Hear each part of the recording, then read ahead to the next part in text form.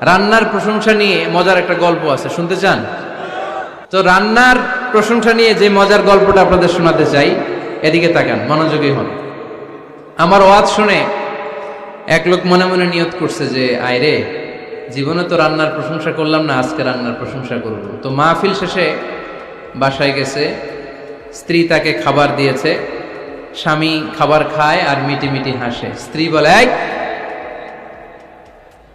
মাহফিল শুনে আসছো, রাত বাজে 12টা, খাচ্ছ ভালো কথা, হাসো কেন? তো স্বামী বলে, হাসি এর কারণ হচ্ছে তোমার রান্নাটা আজকে এত মজা হয়েছে না, জীবনে আজকে বাড়াই বাড়াই পেতেছে, তো জীবনে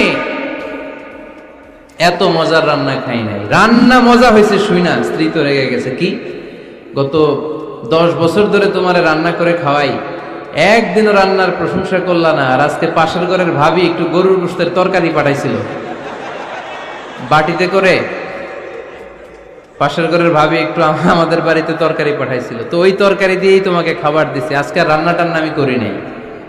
তো ওই বেটির রান্না তোমার এত ভাল লাগছে, এই 10 বছরে একদিনও কইলা না, আজকে এটা কইলা, খাও খাও, তোমার মজার খাওয়া, আর রান্ধুম না।